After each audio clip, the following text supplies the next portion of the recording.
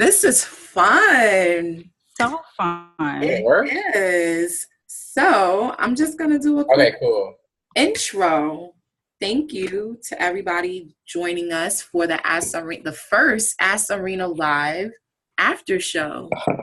What? This is like big, and I have to thank Paul for this because I don't think otherwise I would have thought to do this. I always kind of inherently wanted to do it. I feel like we've talked about this for years, right? We have. I mean, we live tweet a lot afterwards anyway, like me and Sarah. So it was like, why not go ahead and talk and share it? And maybe people can jump in and watch. Yeah. I think it's a great idea. It's awesome.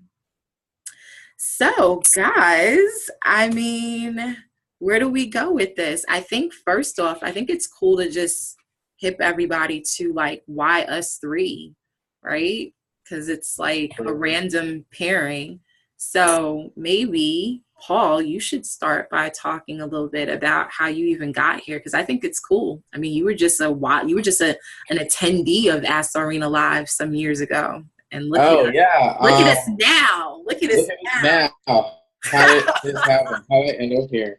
Well, I'm a super creepy stalker person.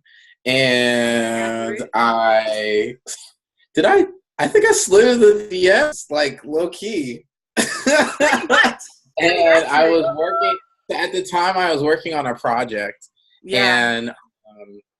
And I wanted to get some feedback on whether or not it made sense to like try to monetize this software I was thinking about making. And so I reached out and I was like, hey, would you buy this? Because it was something with marketing and metrics or something like that. And we started talking in DMs. And I think you were at a conference in Atlanta. And I was like, oh yeah, I could be there. And I was definitely in Alabama. And I never knew this. Yeah, I was in Huntsville. I had actually just decided to be a full-time entrepreneur. So I had just turned like my job offer down with the government like a week before. I was at my friend's house staying in his room because I didn't have any place because my lease had just ended. Wow. And so I was like, you know what? I'm going to go to Atlanta and I'm just going to tell her like, yeah, I'll be in the area. And then I definitely got up that morning and drove to where hotel you were at. And I had like I didn't even have like any money for real. I spent like my last money paying for. This story is the best. For like the parking lot. I never knew this. Yeah. And then we just hit it off. And then after that, I don't know, the rest is history. The rest is history. I knew, I knew none of this, that you were like broke. I knew none of this. It's exclusive. It's the first show. You gotta right? But I feel like, after show confessions, yo. Yeah. Wow. Seriously, because I was like, I mean, when he asked to come and I was like, well, that's cool. So yeah, like totally come through. But then like the introvert in me was like, this is kind of weird. I hope he doesn't try to kill me, but we're going to meet in the Starbucks. So I think I'm pretty safe. Yeah. Nah, definitely. Super safe. Yeah. I was just really excited to talk to somebody because I was trying to figure out what marketing and stuff like that. So it was really great. And and after that I was like, she's going to be my friend. She just doesn't know it yet. See, super creepy stuff. It's funny now. If I said that at the meeting, it would have been super but that's how creepy. we make friends as adults. Like, you kind of have to decide, you know what? I like this person's vibe. I'm going to make them my friend. Like, we were so willing to do that at like 8 and 9 years old. And now we grown people and we turn into some kind of creepy thing. But for real, like, that's how you make friends. You just got to be like, yeah, I like this person's vibe. And I'm going to, lovingly stalk them and make them my friend. Like, that's the vibe. Yeah, that's it. That's how we got cool, Sarah. I just found out Sarah. It is. Yeah, just we didn't even know each other's names. We still, talking to each other in Twitter handles. I was like, yo, what up, Blurred? Like, we didn't really know. And then just started having conversations. Again, just DM conversations and comments. You likely are my favorite Ratchet TV, so I was like, it's a match made in heaven because she's the pop culture queen of HR. I do what I do. Yeah, I was watching Black Ink Crew before I on my DVR before I logged in to watch As I Read Aloud. I need your password. I got to keep it ratchet. I have to. You got to keep it ratchet, and then you come on and we're talking about, neurons and dendrites. Neurological you could do both, Janine. You could do both.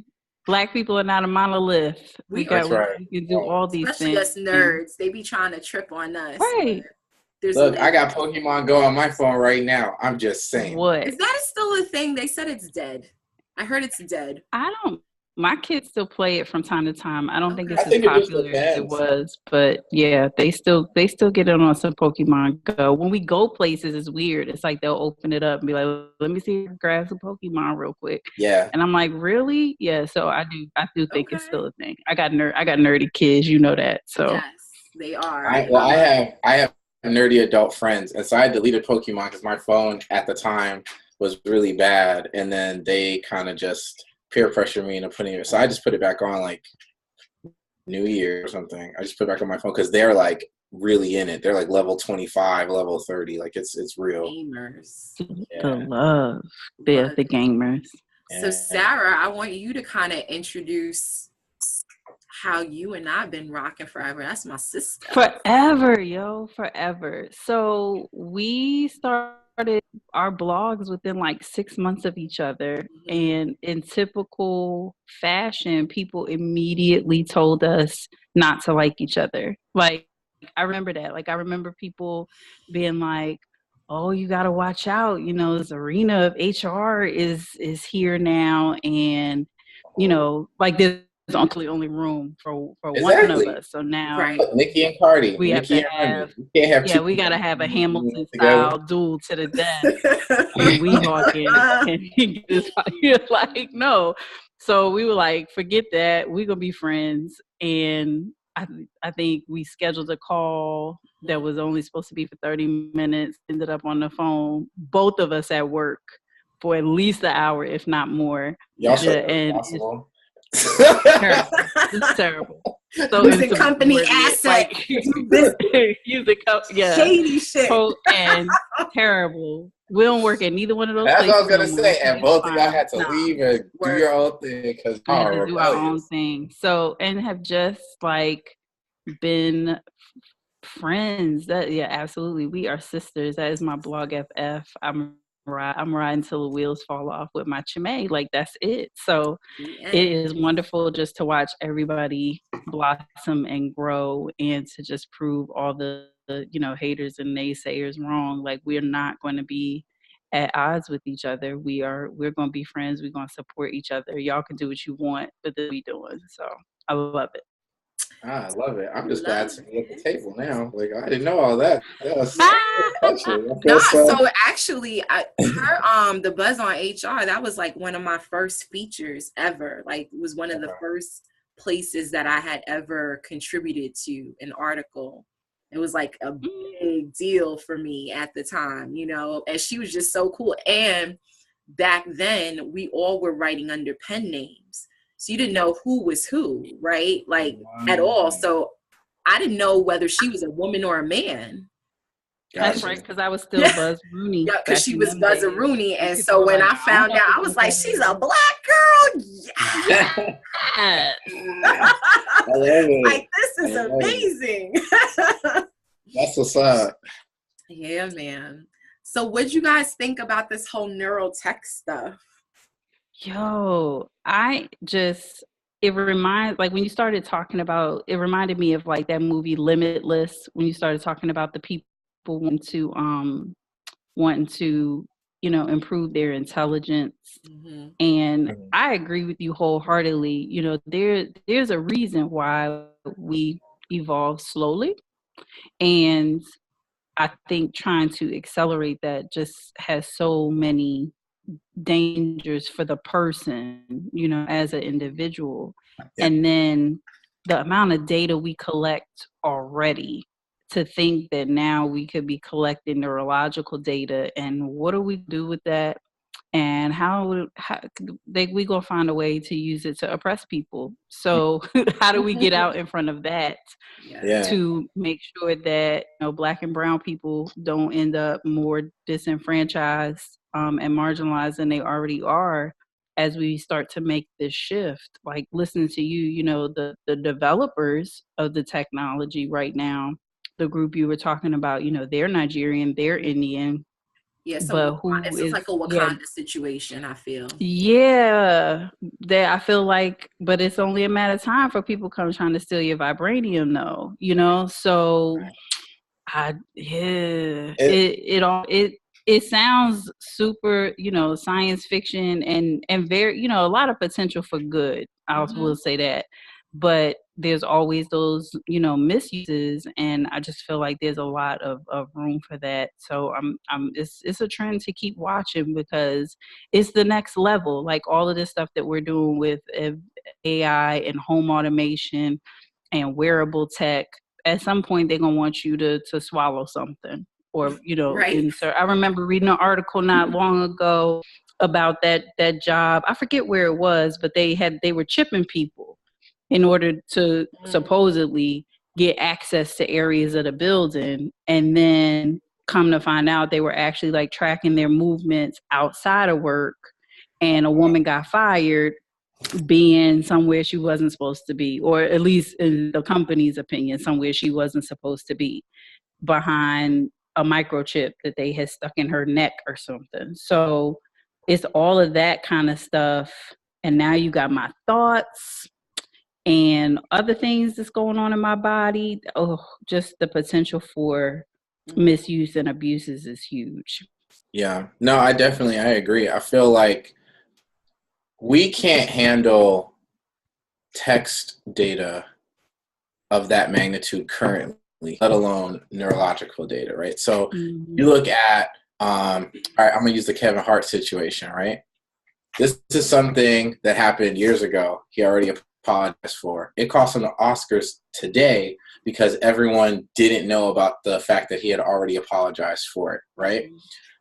But they were able to skew it because they say these are his real tweets. Even though he has said a million times he doesn't think that way, he says that he's grown as a person, so forth and so on. What ends up happening is you have this hard evidence. Even if he did apologize on the same medium and platform, whoever wants to focus on that negative thing can. And I see that being augmented with this healing, neurotech. It's going to be a situation where, you know, almost the same thing, except you go, man, these are your thoughts. How many thoughts do you have like in a day that you don't actually let come out of your mouth? Yeah. And now all of those looks that you have, your job will be able to kind of monitor and know. And like, that's, I don't know. I mean, so as a researcher, it's really cool.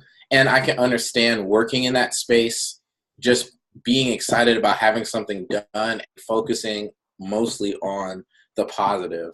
But whenever you have this kind of technology, there's going to be someone, even if they pretend that they're there for their good, that's going to be looking at how can they monetize it. This is a weapon, whether it's for HR or whether it's for actual warfare. It's a weapon. And so it won't be very long before it becomes taken over and policed. I mean, even the internet is becoming super privatized now. Like, I can't watch all of my favorite movies on an aggregator like Netflix anymore because Disney realized that they're not getting a piece of the pie. Yeah. The internet is being really weirdly divvied up, right? And net neutrality has been pretty much abolished, more or less, because cable companies are like, man, these young kids are making Netflix and Facebook. And I think they were saying like Netflix is, I want to say like a third or some, don't quote me on the exact, I think it's like 30% of all the US internet traffic right now. Mm-hmm. And so you have these companies that are like, we're getting any piece of this, we've got to change up the game. So whenever you create new technologies in a way where there can be gatekeepers, you're going to have some kind of danger. And I know like Elon Musk and a couple other guys are saying like stuff like AI needs to be open sourced, especially if you're starting to talk about these brain replicators, because so many things have happened already. There have been a couple of instances where with AI, they've trained two computers to communicate with each other in the most efficient way ever, and they tried to put the safety protocol that had to be in English or in human readable language. And even in that, the computers figured out ways to create a code using like 5 to mean something and the word the 4 times to mean something. Mm-hmm. And they had to actually pull the plug because they weren't able to understand what the computers were saying to each other. And this has happened in a couple of different labs already. So even when we set up these pretend things, I mean, I feel like it's going to be like a combo of like iRobot and, you know what I mean? And like Terminator. Yeah, Mm-hmm. I mean, I think my concern is like now it's like, because, and you know this, well, we talk about this all the time because of our startup experience, everything is about, you know, how what's the next big thing and how much money can I pour into it, right? So suddenly you find these sectors with millions, if not billions of money being poured into it. We get way down the pike of making these things. And then we start to realize like, oops, what about these moral concerns? Oops, ethical concerns. And now we want to talk about governance, of course, right? Like even if we talk about blockchain, for instance, still something that's in the works, but we let it get way down the pike. And it's only like last year that countries, you know, like here started saying, well, wait, hold up. This is looking like it's going to threaten treasury or something, right? We got to get some governance around it, you know, and it's like, why aren't we talking about the governance before we start pouring money in it? Or why aren't we looking at what makes most sense from an ethical standpoint before we go down these roads? Like, it's like break the rules, then come up with the ethical standard. Yeah, I hate that because I just think that's so backwards. Like the ethics have to be a factor the entire way, whether it's whenever we're making evolutions and transitions in terms of the technology we use. I wish we as a people, a human, you know, race who wants to advance and feel like we're immortal to some extent. I just wish that we would do a better job of those ethical considerations earlier in the processes and making sure that we, as we're going along with these developments, are putting the safeguards in place to make sure not, you know, it makes it difficult for the evil to seep in, you know, over what the thing was intended to do. But instead, we will wait until stuff is completely out of control or very close to being completely out of control, or is threatening to collapse some other really important thing like blockchain and the treasury. Like, y'all didn't see this coming. And because the rest of us did, like the rest of us was like, oh wow, this can completely revolutionize the way money works. And if we're not gonna do that with neurological advances in technology and how we test and track people, like what the hell have we learned from all of these lessons that, you know, we supposedly already been taught with all of these other debacles? It's like we get smarter, but common sense still ain't common. We still don't catch on to that other stuff. No. And I think go ahead. Oh, go ahead. No, and I was going to say, you know, from a very, I mean, not to be religious or anything like that, but still, you know, there's this, we overlook the fact that like perhaps, just maybe, whatever is responsible for our existence, whatever you believe, doesn't really want for us to tap into these things. Like maybe we're just like stepping our toe into things that we ought not to, right? And like these were discussions, I mean, I was having discussions like this in the early 2000s when I took bioethics. But at that time, we were merely talking about, you know, genetic engineering and biotech, right? That was like the precipice of when that started hitting market and stuff like that. Now we've far exceeded that, you know, and the same considerations are the same. It's like, no matter what you tap into or what you believe, like at what point do we say to ourselves, like, perhaps there's a reason. Maybe we just shouldn't, right? Doesn't matter what the market's going to look like. Maybe we just shouldn't. Like, there are these eye contacts that they're starting to prototype that are supposed to be like Black Mirror, the show, or one of those shows where basically nothing you see is exactly like we would be accustomed to seeing, right? It's like you'd be able to walk up on somebody and it would say, that's Paul McNair. He went to school at blah, blah, blah, blah. He lives at this address. Like, you know, and at that level of perception, and I'm one of those people that believes in the powers that be, and then, what am I going to see? Am I prepared for this? I don't know that I'm prepared to see these things. I don't know if let me pray and know that they're there and not see. I don't know that I'm ready to see. I don't want to see. I don't know.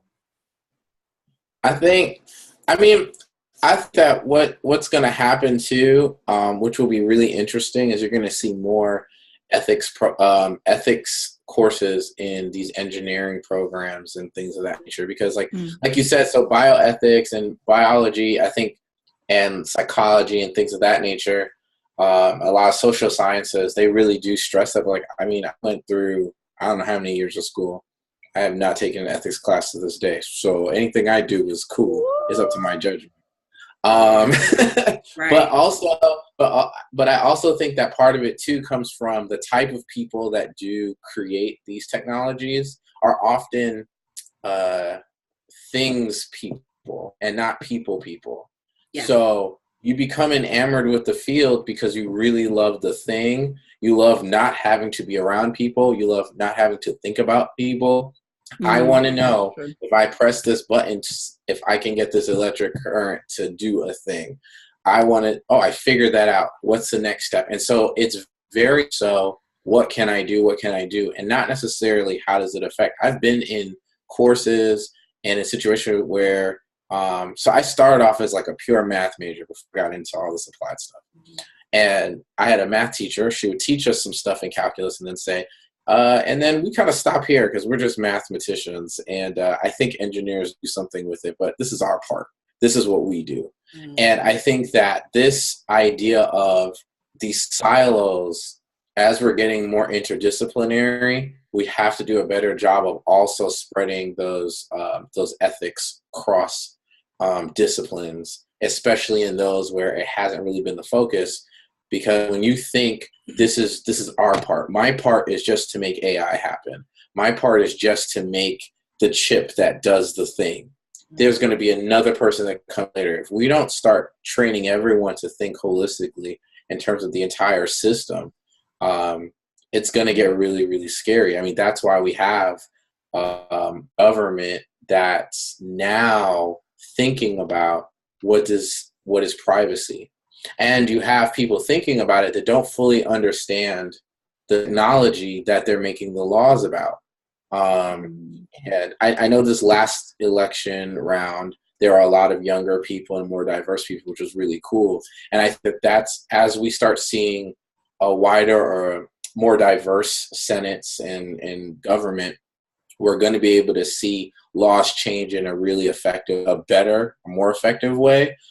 Because if you have somebody who's supposed to hold Zuckerberg feet to the fire on privacy, but they don't understand that Facebook makes all of its money off of ads like that, how are we going to really govern? How are we going to set these things in place? So it's going to be interesting to see how this next generation that's growing up in a newly segmented technological world is going to be able to operate, and what kind of partnerships come from that, and what kind of rules and what they see, because it's very different than our world. Like I think I was among the last to like play outside. And so it's one of those things where I think I have a lot of the tech there, but my little cousins remember a world where cell phones didn't always have unlimited data plans. Right? Not even unlimited text, not even 10 cents receive, but just, and so the next generation, of course, I would talk to things. They're going to watch those clap on, clap off things. Like, why would you work so hard? Do that? Alexa in my house. Yeah, I just got Alexa, I got Google the Home. Fire Cube over the holiday, and my daughter's learning prime numbers, and Mm-hmm. hell if look, it all comes back eventually, but I was like, girl, you gonna have to give mommy a second. That's a long time ago. She was not satisfied for the time that I needed to dig in the archives. She's like, I'm gonna ask Alexa, and she just goes downstairs. She goes, Alexa, is 34 a prime number? And she goes, no, it is not. I was like, well, tell Alexa, thank you. Save me. That's tech for good. Yeah.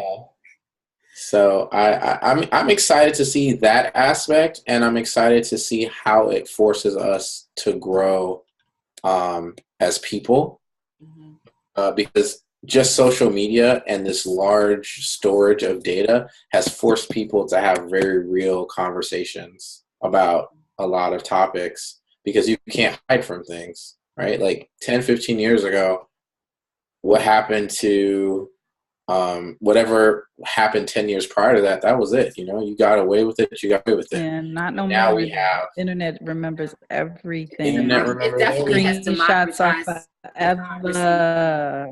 Yeah, definitely. And I mean, it's cool, but it's scary too, because you know, now your kids, they don't really get to have that same learn and not be held accountable for the just growing up, you know. Right. I hope we become more forgiving about stuff like that, though. Like, I hope that, you know, we do recognize that just like we had age appropriate fun, but we didn't have the internet. You got to let these kids who do live in the Snapchat, you know, Twitter age and are coming up there. You got to let them have their space to do what kids do, and give them some measure of forgiveness in that as well. I hope we evolve. I think, you know, the conversation surrounding how you apologize and how you make amends when you do something stupid, you know, we got room as far as that goes. But I do hope that we give these kids a chance, because the pressure to be publicly perfect is not something that we want to put on them either. You know, this idea that you can never say a wrong thing, you can never do a wrong thing, and that it's somehow going to ruin you forever if you do. I don't think we want that. You know, that's not, you know, we don't want the pendulum to swing there either. So I hope we find a way to do better and just educate people. My kids are, you know, middle school age now. They take as a part of their health curriculum about responsible social media use. They're super embarrassed that their mom is speaking on that at career day. Super embarrassed. So, you know, yeah, they mad. They already mad. My son is like, what? You coming to my school as a speaker? Yeah, he wants no parts of it. Yeah. But yeah, I mean, I think it's great that they're talking to them about it, but I think you also have to recognize they're going to do stupid stuff anyway, because that's what kids do, stupid stuff. So I hope we find a way to teach them how to be responsible, but then also leave them room to act age appropriately. So agreed. This was great. I'm excited. This is fun. I like this. We so smart. I'm just gonna throw that out there. Like, we're so dang smart. I'm just like, damn. I feel like I'm at the big table. I feel so grown right now. I'm about and to the best part about it is that we threw this together in what, in an 10 minute IGDM. in an IGDM exchange over like 10 minutes. Like, let's do this, let's do this. And how we doing it? Yeah, it was. You know, sometimes it don't take all that to just put together a quick burst of brilliance. I love it. This is dope. This is. I'm excited, and I'm ready for next week. Yeah, that's you. That's your thing. I'm gonna wear a suit next week. I'm not gonna wear a whole suit. I'm gonna wear like a tie from this way. Y'all don't know what I'm wearing. Y'all can't see me. All right. I'm gonna come in. I'm being full professor mode. I'm only gonna respond to Dr. McNeil. It's gonna be a thing. I can't even. I can't take it. Nah, it's definitely it has to be discussed, especially for us in HR. I feel like that's a thing this year, is this cybersecurity thing. I'm excited. Talking about that. I told y'all I pretend to be an HR tech person for real now because of y'all's our interactions. You might. And it's really funny because there's a lot of people who are like, "Man, you like really on this HR game." I'm like, "Yep." And I shoot, "What are you like?" A quick question. Hey, how do I say this? And then I like go in super confident. Actually, we're looking at the entire life cycle of talent acquisition.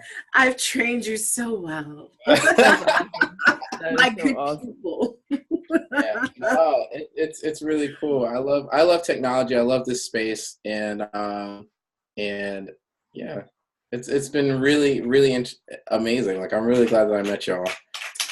It was divinely orchestrated. It was meant to be. Facts. Yeah.